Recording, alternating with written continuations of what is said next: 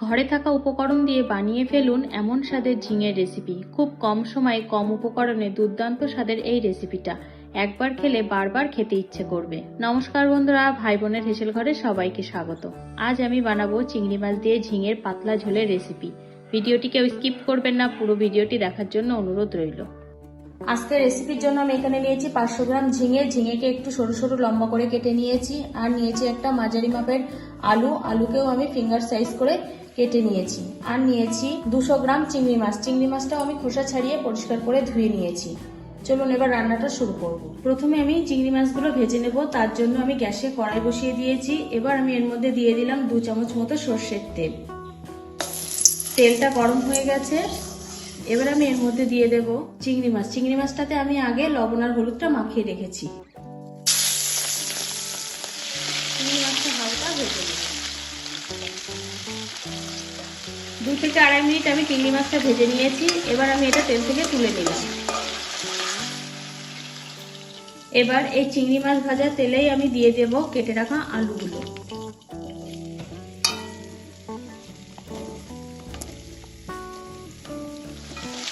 আলুগুলো তেলে 2 থেকে 3 মিনিট আমি একটু ভেজে নেব।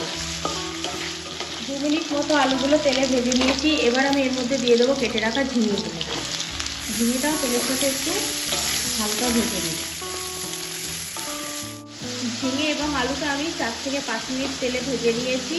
এখানে আমি কিন্তু কোনো লবণ ব্যবহার করিনি, কারণ লবণ দিলে ঝিঙে থেকে কিন্তু বেশি পরিমাণে জল ছাড়বে, সেজন্য আমি লবণ হলুদ ছাড়া এটা ভেজে নিয়েছি। এবার আমি এটা তেল থেকে তুলে নেব।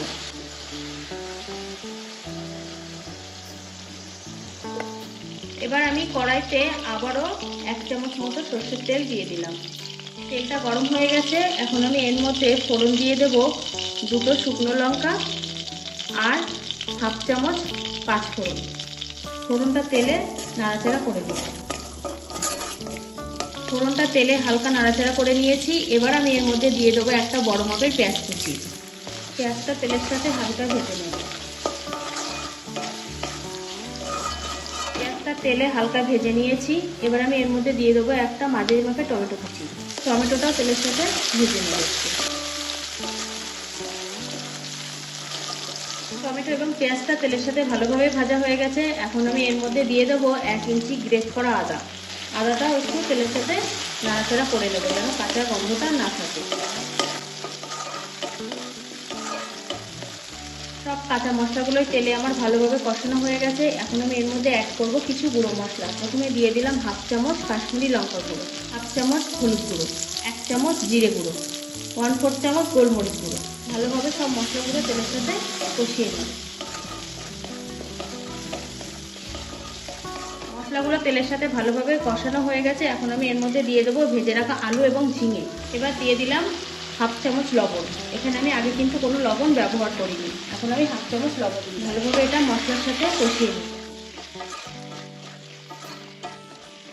1 থেকে 1.5 মিনিট আমি ঝিঙে এবং আলুটা মশলার সাথে কষিয়ে নিয়েছি। এবার আমি এর মধ্যে দিয়ে দেবো ভেজে রাখা চিংড়ি মাছগুলো। এবার চিংড়ি মাছের সাথে সব কিছুই ভালোভাবে আবারও কষাবো। খুব ঘরোয়া এবং সহজ একটা রেসিপি আজ আমি আপনাদের সাথে শেয়ার করছি। এখানে কিন্তু আমি কোনো রকম এক্সট্রা উপকরণ ব্যবহার করিনি। নর্মালি আমাদের বাড়িতে যে উপকরণগুলো থাকে সেইগুলো দিয়েই আমি এই রেসিপিটা বানাচ্ছি। এটা কিন্তু খেতে দুর্দান্ত হয়।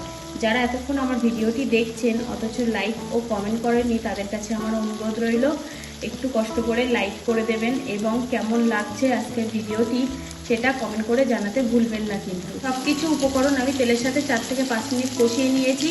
দেখুন কত সুন্দর কষানো হয়ে গেছে, তেল ছাড়তে শুরু করেছে। এবার আমি এর মধ্যে দিয়ে দেব 1.5 কাপ মতো গরম জল। যেহেতু রেসিপিটা হালকা ঝোলঝোল হবে, পাতলা, সেই জন্য আমি একটু জলের পরিমাণটা বেশি দিলাম। ঝোলের আন্দাজে দিয়ে দিলাম 1/2 চামচ লবণ, 1 চামচ হলুদ গুঁড়ো, 2টো কাঁচা লঙ্কা চেরা। ঝালটা অবশ্যই নিজেদের স্বাদ বুঝে দেবেন। সবকিছুকে এবার ঝোলের সাথে ভালোভাবে মিশিয়ে নেব। এই ধরনের রেসিপি গরমের মধ্যে খেতে কিন্তু সত্যি খুব ভালো লাগে। বেশ হালকা পাতলা রেসিপি, অথচ খেতে কিন্তু খুবই সুস্বাদু। এবার আমি 7 থেকে 10 মিনিটের জন্য এটা ঢাকা দিয়ে দিলাম, রান্না হতে দেব। 7 মিনিট হয়ে গেছে। আমি এবার ঢাকাটা একবার খুলে নেব, হালকা নেড়ে দেবো একটু। আলুগুলো সিদ্ধ হয়েছে কি দেখব। আলুগুলো সিদ্ধ হয়ে গেছে। রান্নাটা কিন্তু আমার 90% কমপ্লিট হয়ে গেছে। এবার আমি এর মধ্যে দেব হাফ চামচ চিনি। যারা মিষ্টি পছন্দ না করেন তাহলে এটা স্কিপ করতে পারেন। তারা ঝিঙের এই রেসিপিটা একটু মিষ্টি দিলে কি হয়, স্বাদটা কিন্তু ভালোই আসে, কিন্তু যারা একেবারেই পছন্দ না করেন তারা এটা স্কিপ করতে পারেন। আর দিয়ে দেবো 1/4 চামচ গরম মশলা। গরম মশলাটা ভালোভাবে মিশিয়ে নেব। সবকিছু ফ্লেভার যাতে ভালোভাবে মিশে যায়, আবারও আমি 1 থেকে 1.5 মিনিটের জন্য ঢাকা দিয়ে দিই।